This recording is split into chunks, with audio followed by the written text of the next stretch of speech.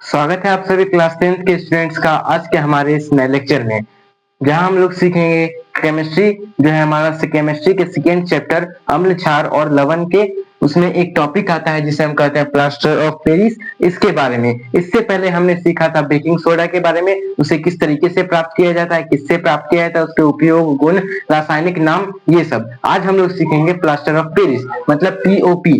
ठीक है, तो इसे आज हम शुरू करते हैं। तो पीओपी हर एक इस तरीके का जो भी होगा ये हमारे क्लास 10th में 5 नंबर का पूछा जाता है। अगर पूछेगा इसका रासायनिक नाम, रासायनिक सूत्र, उपयोग, बनाने की विधि, ये सब मिलाकर के अगर पूछ देता है तो ये पूछा जाएगा 5 नंबर में। अगर केवल और केवल ये पूछता है केवल इसमें से कई सारे क्वेश्चन बनते हैं इस टॉपिक से, जैसे पूछ देगा जिप्सम का सूत्र क्या होता है, जिप्सम का सूत्र, या फिर प्लास्टर ऑफ पेरिस का ही सूत्र बोल देगा। ठीक है, मतलब पीओपी का सूत्र क्या होता है, तो इस तरीके से, और पीओपी का या फिर रिएक्शन दे देगा तो बोलेगा कि इस अभिक्रिया से क्या बनता है, तो इस तरीके से, या फिर इसके उपयोग से लेकर के कोई उपयोग डाल देगा, पूछेगा ये किसका उपयोग है। तो इस तरीके से 1 नंबर वाला या फिर 2 नंबर वाले क्वेश्चन भी बनते हैं कि पीओपी के बनाने की विधि बताए, तो पीओपी के बनाने की विधि ये 2 नंबर में। अगर सबको मिला करके पूछेगा तो 5 नंबर में पूछा था। आइए इसे देखते हैं कैसे सिद्ध करेंगे। तो सबसे पहले हमें यहाँ पे लिखते हैं इसका 1 नंबर में रासायनिक सूत्र, रासायनिक सूत्र। इसका रासायनिक सूत्र क्या होता है, तो इसका रासायनिक सूत्र होता है CaSO4 इंटू 1/2H2O। ठीक है, और इसका अब रासायनिक नाम, रासायनिक सूत्र लिखने के बाद लिखते हैं रासायनिक नाम। इसका रासायनिक नाम क्या होगा, तो इसी से निकलेगा CaSO4 मतलब Ca मतलब कैल्शियम, SO4 मतलब सल्फेट, कैल्शियम सल्फेट, और यहाँ पे जल, जल को हम लोग क्या बोलते हैं, हाइड्रेट, और उसके आगे 1/2 मतलब आधा लगा हुआ है तो अर्ध हाइड्रेट। तो इसका रासायनिक नाम क्या हो जाएगा, कैल्शियम सल्फेट, कैल्शियम सल्फेट अर्ध हाइड्रेट, अर्ध हाइड्रेट। ठीक है, तो ये हो जाएगा इसका सूत्र। ठीक है, आधा है तो अर्ध हो जाएगा, और जल को हम लोग बोलते हैं हाइड्रेट, और CaSO4 मतलब कैल्शियम सल्फेट। तो इस तरीके से हम इसका लिखेंगे। इसमें कई सारी चीज लिखना पड़ता है, जिसमें हमारे पहले रासायनिक नाम, रासायनिक सूत्र, और इसके बाद हम लोग लिखते हैं इसके बनाने की विधि, उपयोग और गुण के बारे में, तो हमें 5 नंबर दिया जाता है। ठीक है, अब हम इसके बाद हम पढ़ेंगे इसके बनाने की विधि क्या है, इसके बारे में बनाने की विधि। ठीक है, इसको किस तरीके से बनाया जाएगा, तो अगर हमको बनाना है पीओपी जिसे हम कहते हैं प्लास्टर ऑफ पेरिस, तो पीओपी को बनाने के लिए हमको चाहिए जिप्सम। ठीक है, जिप्सम की सहायता से हम पीओपी का निर्माण करते हैं। तो जिप्सम का सूत्र होता है यहाँ पे CaSO4 इंटू 2H2O, 2 है यानी कि डाई, ये है कैल्शियम सल्फेट डाइहाइड्रेट। इसका रासायनिक नाम क्या हो जाएगा, कैल्शियम सल्फेट डाइहाइड्रेट, या फिर इसका साधारण नाम हो जाएगा जिप्सम, जिप्सम। ठीक है, और इसका अगर रासायनिक नाम बोलेगा तो calcium sulphate, CaSO4 calcium sulphate, 2 मतलब डाई, H2O मतलब हाइड्रेट। इसको जब हम लोग गर्म करते हैं कितना डिग्री सेल्सियस पर, जब गर्म किया जाता है 100 डिग्री सेल्सियस, और इसी को 0 डिग्री सेल्सियस कितना केल्विन के बराबर होता है, 273 केल्विन, तो 100 डिग्री सेल्सियस कितने के बराबर होगा, 373 केल्विन। तो इसे हम गर्म करते हैं कितना डिग्री टेम्परेचर पर, या तो 100 डिग्री या फिर इसको केल्विन में बोलेंगे तो 373 केल्विन पे। तो यह क्या करता है, तो ये जिप्सम का निर्माण, किसका निर्माण करता है, पीओपी। पीओपी का सूत्र CaSO4 इंटू कितना H2O, 1/2H2O। ठीक है, ये 1/2H2O। अगर यहाँ पे कितना बॉक्स है, ये 4, इस तरीके से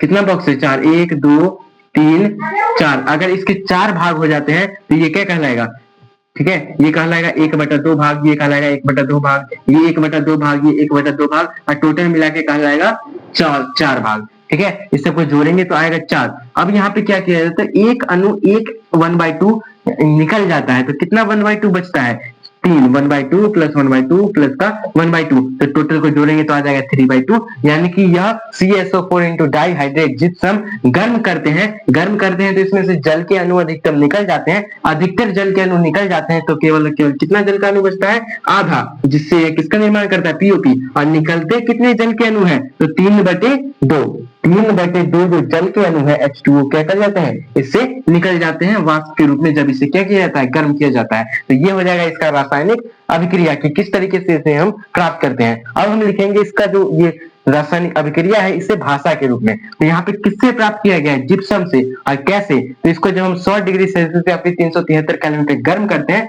तो यह बनता है। तो यहाँ पे लिख देंगे किसको? जब जिप्सम को 100 डिग्री सेल्सियस या 373 केल्विन पर गर्म किया जाता है, जब जिप्सम को कितना डिग्री सेल्सियस पर? 0 डिग्री सेल्सियस या फिर 373 केल्विन पर हम लोग क्या करते हैं? गर्म करते हैं। तो क्या प्राप्त होता है? ये पीओपी प्राप्त होता है। यहाँ पे हम पीओपी भी लिख सकते हैं या फिर लिख देंगे CaSO4 इंटू कितना H2O? 1/2 H2O क्या हो जाता है? प्राप्त होता है, प्राप्त होता है। तो ये हो गया हमें इसे प्राप्त करने की विधि। तो इस तरीके से हम इसको सॉल्व करते हैं। प्राप्त किस तरीके से किया जाता है? तो जिप्सम को 100 डिग्री सेल्सियस पर गर्म करेंगे, तो गर्म करने से इसका जितना भी जल कानु होगा अधिकतम जल कानु वाष्प बन करके निकल जाएगा। कितना निकलेगा? 1/2 H2O। तो बचेगा केवल और केवल आधा, तो ये हो जाएगा अर्ध हाइड्रेट। तो इस तरीके से इसे बनाते हैं। अब हम इसके बाद इसके बारे में पढ़ते हैं, इसके भौतिक गुण के बारे में पढ़ते हैं। इसके बारे में इसका जो है भौतिक गुण, इसका भौतिक गुण क्या होगा? तो जब भी हम पीओपी देखते हैं तो पीओपी होता है सफेद रंग का। तो इसका सबसे पहला गुण ये हो जाएगा, क्या हो जाएगा? यह सफेद किसके रूप में? पाउडर। पाउडर को हिंदी में कहते हैं चूर्ण। यह सफेद चूर्ण के रूप का होता है। ठीक है, ये हो जाएगा पीओपी। और यह जो है पीओपी को जैसे हम जल में घोलते हैं तो जल में पूरी तरह नहीं घुलता है, मतलब हल्का गाढ़ा रहता है। ठीक है, मतलब पूरी तरह ना घुल करके उसमें कुछ इसके कण रह जाते हैं, नहीं घुलते हैं, जिसके कारण हम लिखेंगे यह जल में पूर्णतः क्या नहीं है? घुलनशील नहीं है। यह जल में पूर्णतः घुलनशील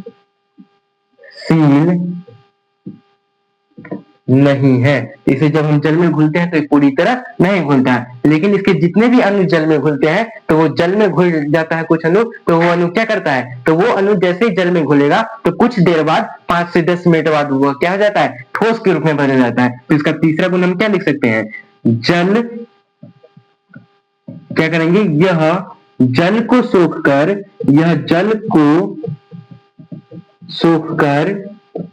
यह जल को जैसे ही सूख लेगा तो ये सूख कर क्या करता है? तो 5 से 10 मिनट बाद ठोस रूप में बदल देता है। ये जल को सूख कर 5 से 10 मिनट बाद ठोस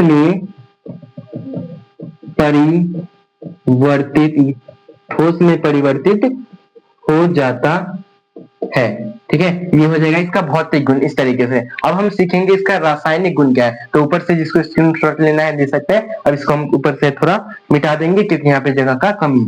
ठीक है,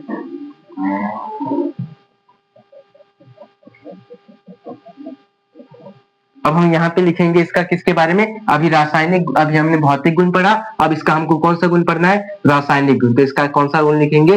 रासायनिक गुण। इसके रासायनिक गुण में हम इसकी अभिक्रिया सबसे पहले किससे कराएंगे? जल से। तो इसका पहली अभिक्रिया क्या है? जल से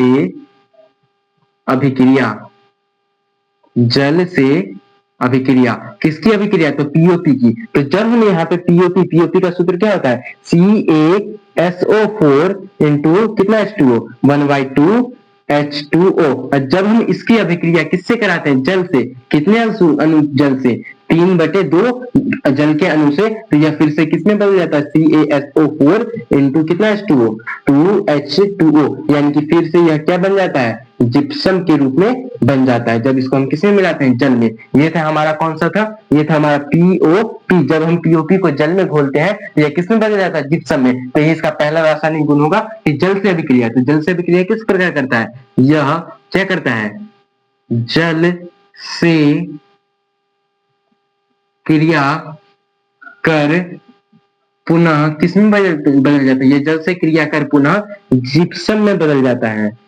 जिप्सम में बदल जाता है। ठीक है, इस तरीके से ये जल से अभिक्रिया करता है। तो 3 H2O यहाँ पे आधा H2O से मिल करके 2 अणु H2O का निर्माण करता है, कैल्शियम सल्फेट डाइहाइड्रेट, जो कि किसका सूत्र है? ये इसका जिप्सम का सूत्र है। ये हो गया इसका पहला रासायनिक गुण। अब दूसरा रासायनिक गुण में हम पढ़ेंगे यहाँ पे उष्मा का प्रभाव। किसका प्रभाव? उष्मा का प्रभाव। जब हम यहाँ उष्मा का प्रभाव पढ़ने चलते हैं तो उष्मा का इस पर क्या प्रभाव पड़ेगा उसके बारे में यहाँ पे देखते हैं। तो किस पर? CaSO4 और यहाँ पे कितना H2O? 1/2 H2O। इस पर उष्मा का प्रभाव क्या पड़ेगा? ठीक है, अभी हमने देखा था कि जैसे ही हम जिप्सम को गर्म करते हैं तो कितना डिग्री सेल्सियस पर? 100 डिग्री सेल्सियस पर, तो इसके अधिकतर जल के अणु बाहर निकल जाते हैं। केवल कितना अणु बचता है? 1/2 अणु बचता है जल का। लेकिन जब हम इसको और गर्म कर देते हैं, कितना डिग्री सेल्सियस तक पर? ये ऊपर में लिख देते हैं गर्म का साइन और नीचे में लिख देते हैं 200 डिग्री सेल्सियस। जब हम इसको और 200 डिग्री सेल्सियस तापमान पर और ज्यादा गर्म करते हैं तो यहाँ पे जो भी जल का अणु बचा होता है वो जल का अणु भी निकल जाता है। तो केवल कितना बचता है? CaSO4 बचता है। और यहाँ पे जो H2O 1/2 H2O है वो इससे क्या हो जाता है? बाहर निकल जाता है। किसके रूप में? गैस यानी कि वाष्प के रूप में। तो इस तरीके से यह क्या करता है? किससे अभिक्रिया करता है? मतलब इस पर ताप का ये प्रभाव पड़ता है। तो ये था हमारा दो गुण। और ताप पर क्या प्रभाव पड़ा? तो यहाँ पे लिख देंगे यह ताप से अभिक्रिया करके यह नहीं, जब इसे, ठीक है, जब इसे कितना डिग्री सेल्सियस पर? 200 डिग्री सेल्सियस, जिसे हम कितना बोलेंगे? 473 केल्विन। 200 डिग्री सेल्सियस या फिर 473 केल्विन ताप पर गर्म करते हैं तो क्या होता है? सभी जल का अणु क्या हो जाता है? बाहर निकल जाते हैं। तो सभी जल के अणु बाहर निकल जाते हैं। सभी जल के अणु बाहर निकल जाते हैं। ठीक है, इसके बाद यहाँ पे एक और लाइन नीचे लिख लेना है। निकल जाते हैं जगह नहीं है तो हम नीचे लिख देते हैं निकल जाते हैं। और क्या बनाते हैं? और क्या, किसका निर्माण करते हैं? CaSO4 का निर्माण करते हैं। तो इस तरीके से हमें रासायनिक में क्या करना है? पहले रासायनिक समीकरण या फिर कुछ भी उष्मा का क्या प्रभाव पड़ता है उसको पहले लिखना है। उसके बाद इसका जो केमिकल रिएक्शन है उसको लिखना है। तो इस तरीके से इसका क्या है? दो रासायनिक गुण है, मतलब दो गुण। एक पढ़े अभी हम भौतिक गुण, ठीक है, जो कि सफेद चूर्ण होता है, जल से अभिक्रिया करके क्या बनाता है? कुछ देर बाद ठोस में बदल जाता है। और यह क्या करता है? जल में पूर्णतः घुलनशील नहीं होता है। इसके बाद पढ़े रासायनिक गुण, जिसमें कहते हैं जल से अभिक्रिया किस तरह करता है? तो जल से अभिक्रिया करके पुनः जिप्सम में बदल जाता है। और इसको जब और गर्म करते हैं तो जो भी इसमें जल का अणु बचा था वो भी जल का अणु बाहर निकल जाता है और CaSO4 क्या हो जाता है? बन जाता है। अब हम पढ़ना है इसके किसके बारे में? इसके गुणों के बारे में, मतलब इसका उपयोग कहाँ पे करते हैं। ठीक है, रासायनिक इसके गुण पढ़ लिए, अब इसके हमें पढ़ने हैं उपयोग।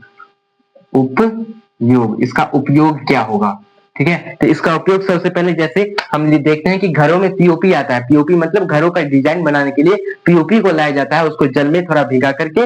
ठीक है, जो बनाने वाले होते हैं डिजाइन, वो अपने बगल में एक मतलब बाल्टी लेकर के एक हेल्पर को रखे रहते हैं जो कि उसमें पीओपी भिगा करके देता है। और पीओपी भिगा करके देता है, वह उससे डिजाइन बना करके घर में डिजाइन बना देते हैं। तो इसका उपयोग हम लोग कहाँ पे करते हैं? सबसे पहला उपयोग इसका क्या होगा? तो घरों की सजावट करने में, घरों की सजावट के लिए, इसका घरों की सजावट के लिए उपयोग करते हैं। इसके बाद इसका और दूसरा उपयोग क्या हो सकता है? तो इसका उपयोग हम पीओपी क्या है? तो ये क्या करता है कि जल में घुल करके, मतलब जल से इसको जैसे अभिक्रिया करवाते हैं तो 5 से 10 मिनट बाद ठोस में बदल जाता है। यानी कि इसका उपयोग हम दीवारों और खिड़कियों के छिद्रों को भी बंद करने में कर सकते हैं। किसका उपयोग? इसका उपयोग कहाँ कर सकते हैं? क्योंकि अगर उसको भिगा करके दीवारों और खिड़कियों के छिद्र में अगर उसको भर दिए तो क्या हो जाएगा? वो छेद क्या हो जाएगा? बंद। तो इसका उपयोग कहाँ कर सकते हैं?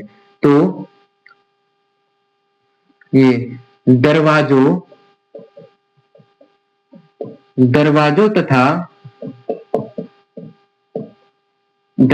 तथा खिड़की के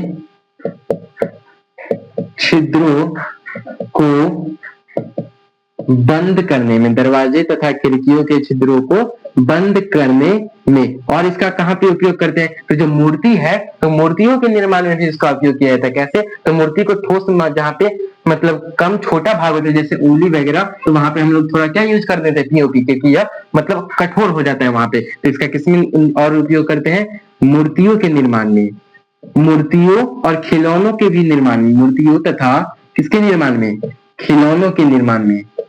मूर्तियों तथा खिलौने के निर्माण में इसका हम क्या करते हैं, उपयोग करते हैं। और कहाँ उपयोग करते हैं, इसका और हम उपयोग करते हैं। चौथा नंबर उपयोग कहाँ पे लिख सकते हैं, तो जो हम कभी भी किसी का हाथ पैर टूट जाता है तो उसके ऊपर एक व्हाइट कलर का वो लगा दिया जाता है, पट्टी लगा दिया जाता है, और उसमें से चूने की तरह व्हाइट व्हाइट क्या करते रहता है, गिरते रहता है। वो जो चूने की तरह रहता है वही होता है हमारा जिप्सम। उसको पानी में भिगा करके उस कपड़े पर, जो हमारा कपड़ा होता है डॉक्टर वाला पट्टी, उस पट्टी में उस जिप्सम को लगा करके भिगा करके लगा दिया जाता है। उसके बाद उस पट्टी को क्या कर दिया जाता है, लपेट दिया जाता है। तो हम हड्डियों को जोड़ने में भी इसका उपयोग करते हैं, किसका, प्लास्टर ऑफ पेरिस का। ठीक है, कैसे, तो ये हड्डियों को जोड़ने की जो चिकित्सा होती है उसे बोला जाता है शल्य चिकित्सा। तो हम इसे लिख सकते हैं शल्य चिकित्सा। शल्य चिकित्सा, शल्य चिकित्सा में हड्डियों को जोड़ने में, ठीक है। तो ये सब इसका क्या हो जाता है, उपयोग। तो इस तरीके से हम पढ़ते हैं पीओपी के बारे में। ठीक है, तो ये हमारा आज का लेक्चर था। इसमें हमने पढ़ा कि पीओपी से किस तरीके से 2 नंबर का क्वेश्चन बनता है। 2 नंबर में पूछेगा तो केवल बनाने की विधि पूछ देगा, 1 नंबर में पूछेगा तो पीओपी का, ये ऑब्जेक्टिव में पूछेगा तो पूछ देगा पीओपी का सूत्र क्या होता है, या फिर जिप्सम का सूत्र क्या होता है, या फिर पूछ देगा यह जल से किस प्रकार, यह पीओपी जल से अभिक्रिया करके क्या बनाता है, जो कि पहला रासायनिक गुण था। पूछ देगा पीओपी पर उष्मा का क्या प्रभाव पड़ता है, तो क्या बनाता है, CSO4 बनाता है। तो इस तरीके से इससे 1 नंबर वाला ऑब्जेक्टिव भी बन सकता है, और अगर सारा एक साथ पूछेगा तो वो 5 नंबर वाला क्वेश्चन बनेगा। तो हम लोग मिलेंगे अगले किसी टॉपिक में, जहां पे हम लोग सीख रहे होंगे। हमने पढ़ा बेकिंग सोडा अब और ये प्लास्टर ऑफ पेरिस। अब हम लोग आगे धोवन सोडा को कंटिन्यू करेंगे, जो कि होने वाला हमारा अगला लेक्चर। तो आपने ये जो लेक्चर करवाया जा रहा है अपने दोस्तों को बताइए और इसे शेयर करें ताकि उन्हें भी इस सब का लाभ मिल सके। तो मिलते हैं अब अगले इस वॉशिंग सोडा के रिएक्शन में।